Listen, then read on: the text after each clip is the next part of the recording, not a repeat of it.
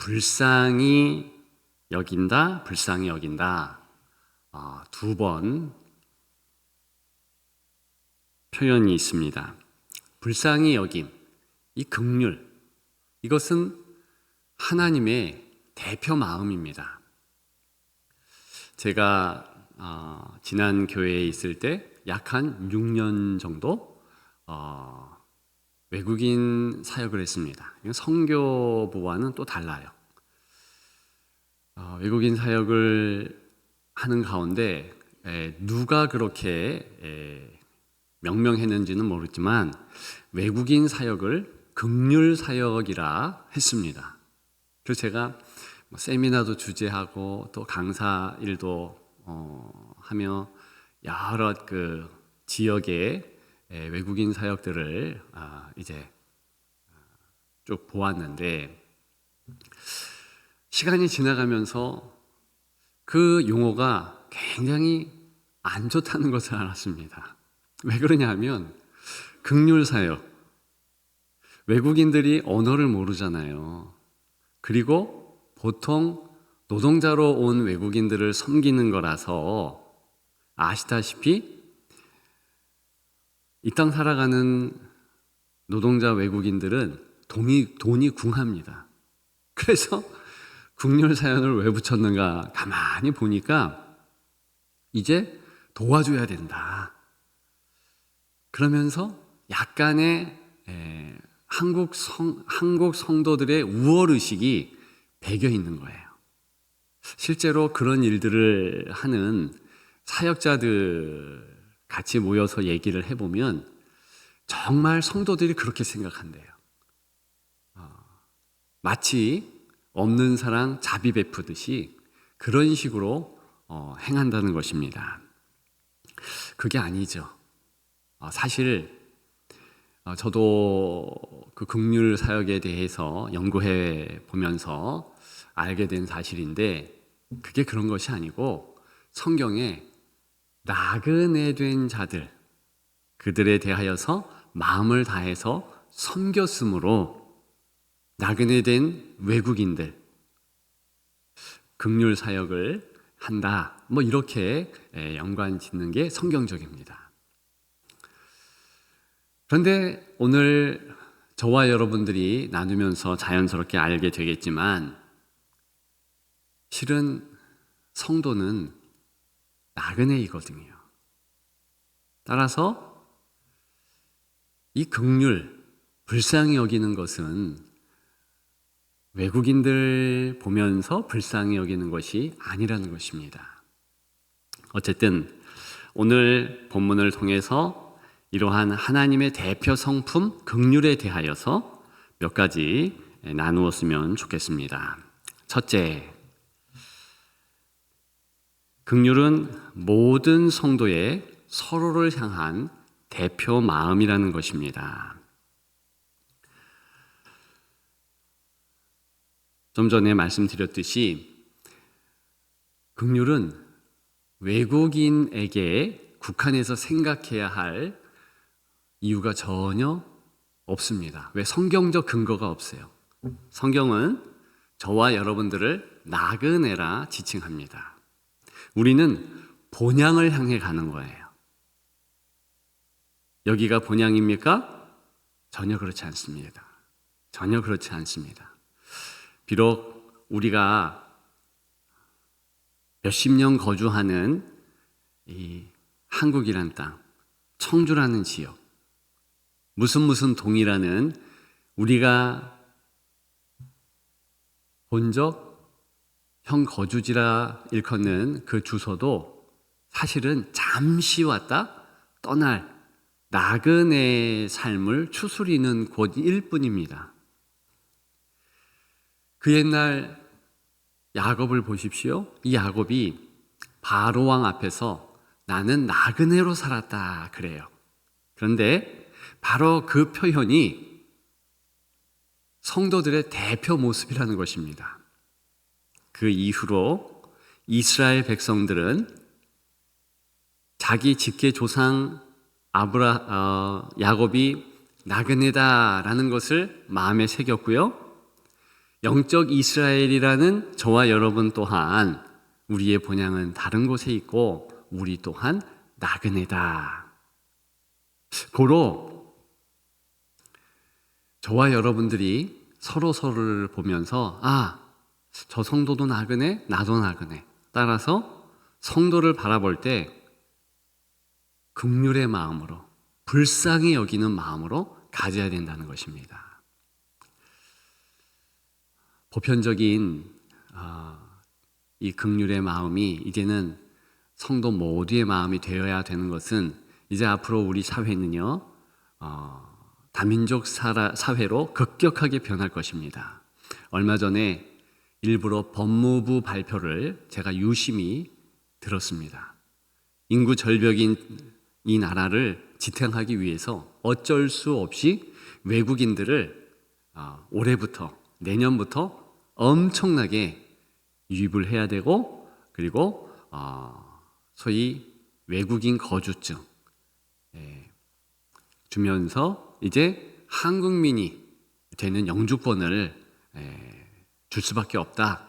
기업들이 원하고 현재 아무리 이제부터 시작해서 한 가정에 10명의 자녀를 낳는다 할지라도 2050년, 60년 그때까지는 절대로 회복되지 않으므로 그렇게 해야 된다. 이 결론이 났어요.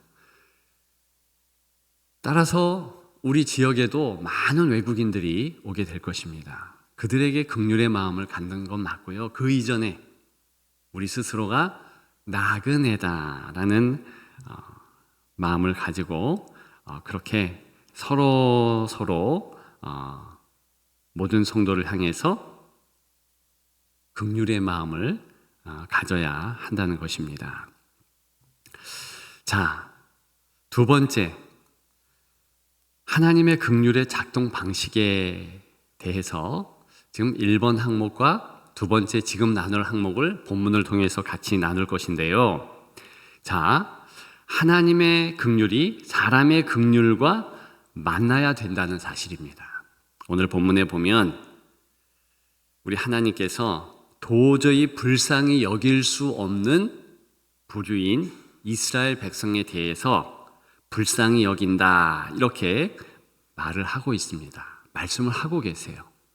예레미야의 배경을 잠깐 말씀드리면 주제가 패역한 이스라엘, 그들을 향한 하나님의 가슴 아픔이에요. 예레미야가 왜 눈물의 선지자로 일컫겠습니까? 그게 하나님 마음이라는 거예요. 예레미야 선지자를 하나님이 왜 세웠는지 아세요? 너무 참 마음 아프게도요 이유가 있었습니다. 그 이유는요 이스라엘 백성들을요 이렇게 뽑는다 그래요. 그러니까 뽑고 파멸하고 넘어뜨리기 위해서 예레미야를 선지자로 세웠대요. 얼마나 하나님 앞에서 못되게 굴었으면 그 하나님께서 그렇게 심판하신다고 말씀을 했을까요? 그래서 실제로 이스라엘 백성들이 이제 나라가 망하고 소위 디아스포라로 다 국외로 추방을 당하고 포로로 끌려갑니다. 그런데 하나님께서 다시 이스라엘 백성들을 긍휼히 여기신다는 거예요. 불쌍히 여기셔서 그들을 고국으로 유다, 이제 바벨론에서 유다 쪽으로 갈 수 있도록 하시겠다. 예루살렘으로 정착하도록 다시 은혜를 베푸신다. 이런 내용을 이제 예레미야 후반부는 담고 있고요. 거기에 준해서 오늘 예레미야 42장 11절 12절에도 이렇게 선포하고 있습니다. 그런데 중요한 것은 그저 하나님께서 내가 긍휼의 마음으로 이스라엘 백성들, 포로된 자들을 다시 본국으로 귀환토록 한다. 이렇게 단순 명료하게 진술하면 끝입니다. 그런데 오늘 본문에 보게 되면 희한한 한 사람이 껴들었어요. 그게 누구냐면 바벨론의 왕입니다. 이 바벨론의 왕은 우리가 상식적으로 알다시피 애굽 왕과 더불어서 가장 하나님을 반대한 자들, 끝까지 하나님을 거역한 자들의 대명사입니다. 그래서 요한계시록에 봐도 바벨론이 계속 나와요. 자, 여기 지금 바벨론 왕이 나오고 있는데 11절에 겁내지 말래요. 그죠? 구원하는데 내가 불쌍히 여기듯이 바벨론 왕 또한 너희를 불쌍히 여긴다. 이런 표현이 있어요. 불쌍히 여기도록 하나님께서 미리 바벨론 왕의 마음을 돌이켰다는 내용을 담고 있잖아요. 그것도 하나님이 하신 거거든요. 그런데 왜 하나님을 잘 모르는 무지한 바벨론 왕, 게다가 이런 표현이 없어도 하나님이 일하심을 우리가 금방 성경 보면 알 수 있는데 왜 이렇게 표현을 하셨는가? 여러분, 그것은 하나님 긍휼의 보편적인 작동 방식을 우리에게 가르쳐 주는 것입니다. 하나님이 이 땅의 긍휼을 베푸실 때 어떻게 하시는가? 반드시 사람의 작은 보잘것없는 긍휼을 통해서 이제 베풀어 주신다는 거예요.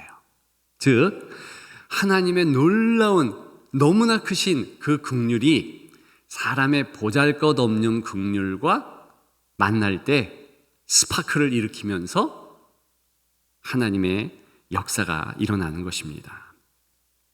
그래서 오늘 제목이 뭡니까? 긍휼과 긍휼이 만날 때 역사가 일어납니다.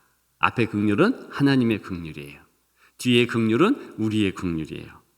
요즘에 사사기를 보면서 보아스 시대, 룻, 나오미 그 시대도 역시 사사기의 연장선상이라는 것을 말씀을 드렸습니다. 그런데 지금 룻이 하나님의 긍휼을 받아요.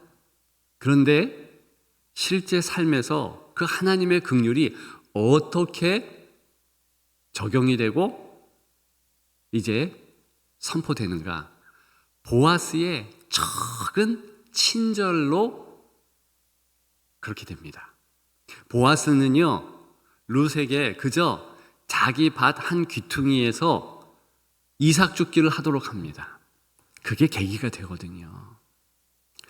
어떻게 창세기에 하나님의 긍휼, 불쌍히 여기는 마음이 이스라엘 백성들에게 선포됩니까? 힘들고 어려운 환경을 당하고 있는 흉년을 맞이한 이스라엘 백성들이 그 요셉이 엄청 힘들고 어려운 가운데 자기 형제들에 대하여서 긍휼한 마음, 불쌍히 여기는 마음을 가질 때 바로 그때 하나님의 역사가 있어서 모든 형제들이 약 70명이 다 같이 애굽으로 이동해서 거기에서 살 수 있도록 배려를 받습니다. 그 70인의 무리가 나중에 이스라엘이 된 거 아니겠어요? 자, 오늘 본문은 어떤 뜻을 우리에게 전해주고 있습니까? 비록 무지하고 하나님을 잘 모르는 바벨론 왕이라 할지라도 하나님은 그에게 긍휼의 마음을 갖게 하셔서 역사케 해요.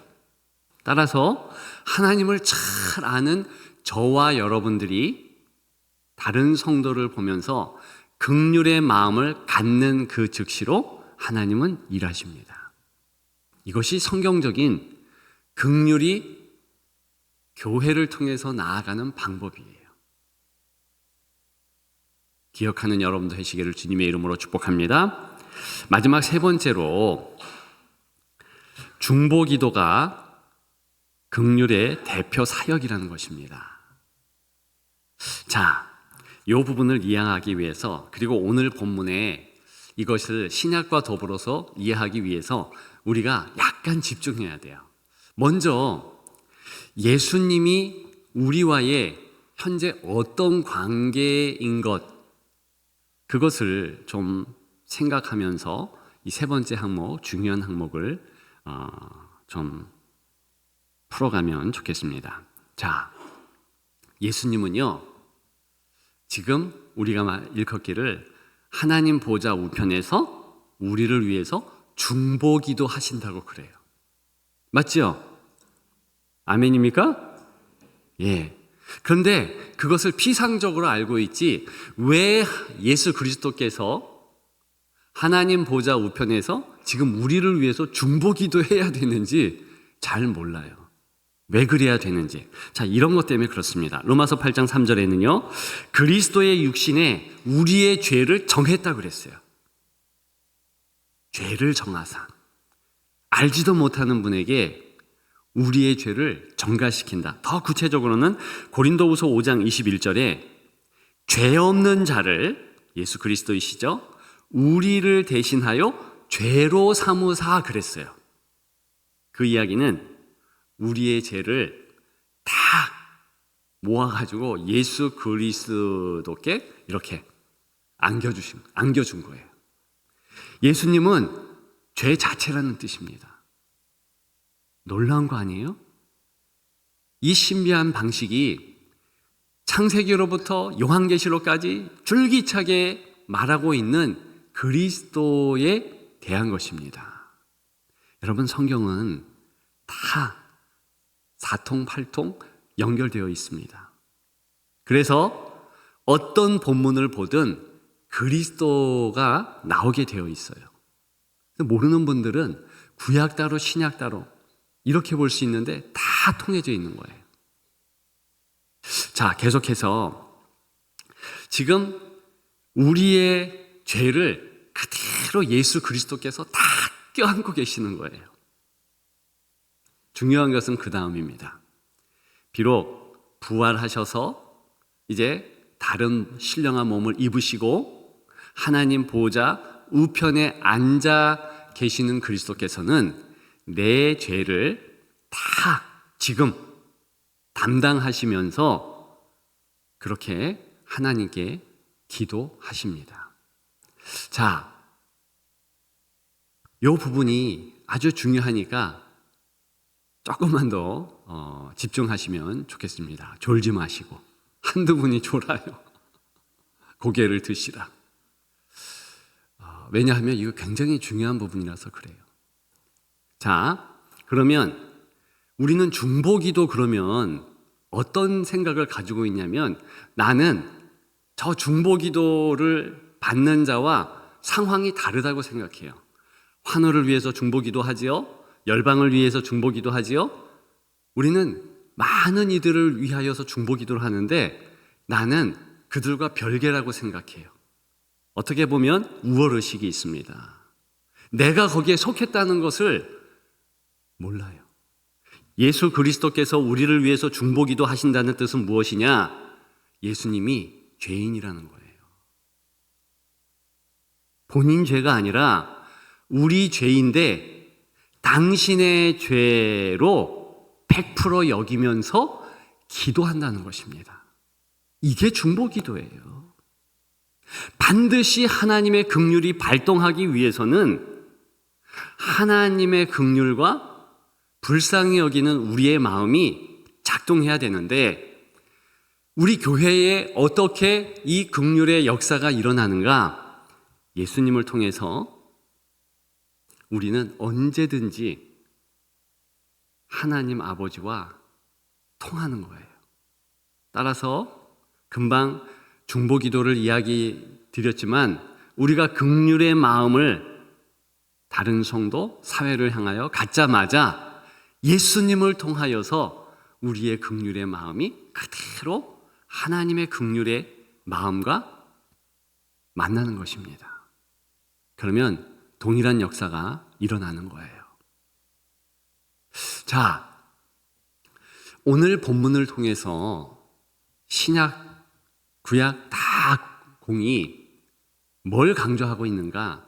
하나님께서 우리의 긍휼의 마음, 불쌍히 여기는 마음을 너무 귀하게 여기시고 그것을 통해서 역사하신다는 거예요.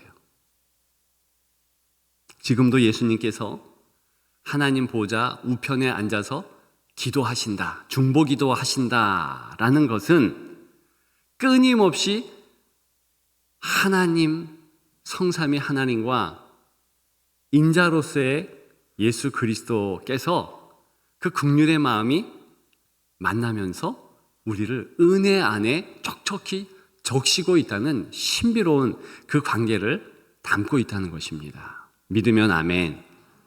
따라서 저와 여러분들이 긍휼을 갖고 다른 성도들을 봐야 한다, 다 이해를 하잖아요. 그 긍휼 사역의 최고봉은 중보기도예요. 그런데 유념할 것이 있습니다. 나도 똑같은 나그네고 나도 동일한 문제 안에서 힘들고 어렵다는 사실을 절대 잊지 않으면 안 돼요. 잊지 않으면 안 된다? 아니, 잊어서는 안 돼요. 여러분, 그래서 제가 수련회 들어가며 특별히 긍휼과 긍휼이 만날 때 역사가 일어납니다 라는 수련회 인사말조에 이 글을 작성을 하며 또 오늘 설교를 준비하며 어떤 마음을 가졌는가. 수련회가 서로에 대한 긍휼의 마음을 가졌으면 좋겠다. 그 실천의 장이 되었으면 좋겠다. 그래서 강사 목사님이 선포할 때 좀 지그시 다른 곳을 주변을 응시해 보십시오. 내 옆에 있는 내 남편이 불쌍하구나. 내 뒤에 있는 성도가 불쌍하구나. 모든 이들이 다 불쌍하구나. 오고 가면서 만나면서 그런 마음을 꼭 가지십시오. 바로 그때에 하나님의 놀라운 은혜가 우리 교회에 전개되는 거예요. 여러분, 정말 성도는 불쌍합니다. 왜 불쌍한가? 이 땅에 사는 자체가 불쌍한 거예요. 하루하루 사는 것이 왜 이렇게 쉽지 않습니까? 초등학교 1학년, 2학년만 돼도 나 세상 살기 힘들어 그럽니다. 4학년짜리가 창문 열고 뛰어내리기도 해요. 스트레스가 너무 많이 받는데요. 우리가 이런 사회에 같이 살고 있습니다. 하나님이 우리를 향하여서 항상 긍휼의 마음을 갖고 계십니다. 그래서 우리가 서로를 향하여서 애틋한 마음을 갖고 그런 마음을 표현할 때, 표현해봤자 작은 눈짓 그거 아니겠습니까? 그리고 집사님, 권사님, 장로님, 내가 기도하고 있어요. 그런 위로 아니겠어요? 힘내세요.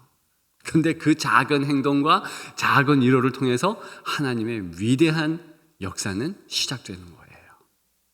그래서 교회는 특별한 거예요. 여러분, 빛과 소금이 되는 교회, 그것을 일부러 세상을 향하여서 우리의 윤리, 도덕 그런 것을 보여줘야 되는 줄 아십니까? 절대로 그렇지 않습니다. 그렇게 되면 교회도 망합니다. 솔직히 얘기하면 일본 교회가 망한 이유가 그런 거예요. 그렇게 하는 것이 아니고 그리스도로 더 많이 집중하고 그리스도가 우리를 향하여 무슨 일을 했고 다른 성도들을 어떻게 붙잡고 중보기도 하는가. 그리고 그 모습 그대로 따라하면 예수님이 빛과 소금이기 때문에 우리도 자동으로 빛과 소금이 되고 당연히 세상 사람들이 우리가 서로 사랑하는 모습을 보면서 야, 저들이 그리스도의 제자들이 맞구나. 이렇게 요한복음에 주께서 얘기했듯이 된다는 것입니다. 그래서 꼭 기억하십시오. 하나님 말씀에 집중하고 그 하나님 사랑이 우리 가운데 역사할 때, 즉 용서하고 품고 자비, 긍휼을 베풀 때 하나님의 놀라운 은혜는 선포되고 역사되는 것입니다. 그런 우리 교회가 되기를 주님의 이름으로 축복합니다.